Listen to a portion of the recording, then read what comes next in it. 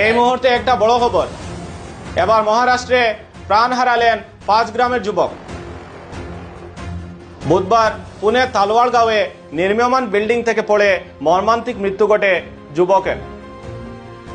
মৃত যুবকের নাম সুজিত বর, বয়স 32 বছর। তিনি সেখানে একটি নির্মাণ সংস্থায় নির্মাণ শ্রমিকের কাজ করতেন। বুধবার সেখানে কাজ করার সময় বহুতল থেকে পড়ে গিয়ে তার মর্মান্তিক মৃত্যু ঘটে। কিন্তু মৃতদেহ বাড়িতে আনার কোনো সামর্থ্য নেই সুজিতের পরিবারের। সুজিতের মৃত্যুর খবর বাড়িতে আসার পর কান্নায় ব্যঙ্গে পড়েন তার পরিবারের সদস্যরা। বেবাচাকা হয়ে শুধু সকলের দিকে তাকাচ্ছে সুজিতের 6 বছরের মেয়েটি। মাটিতে লুটিয়ে পড়ে কেঁদে চলেছেন সুজিতের মা ও স্ত্রী। ছেলের সুখে পাথর হয়ে বসে রয়েছেন সুজিতের বাবা চাম্বালাল বর। কেননা ছেলেকে বাড়িতে নিয়ে এসে শেষবারের মতো দেখার কোনো সামর্থ্য নেই তার। 5 গ্রাম পেপার মিলের একজন কর্মচারী ছিলেন চাম্বালাল বর। পেপার মিল বন্ধ হয়ে যাওয়ায় বেরোজগার হয়ে পড়েন তিনি।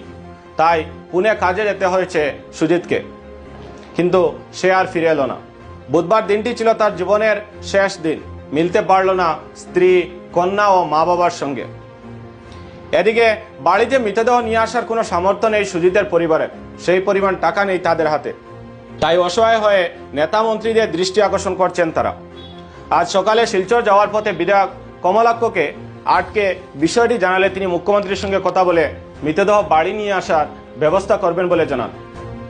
বিধায়কের আশ্বাস পেয়ে সেই আশায় বুক বেঁধে রয়েছেন সুজিতের পরিবার। কমপক্ষে ছেলের মরা মুখটা দেখেও প্রাণ জুড়াবেন সুজিতের স্ত্রী, কন্যা ও তার মা বাবা।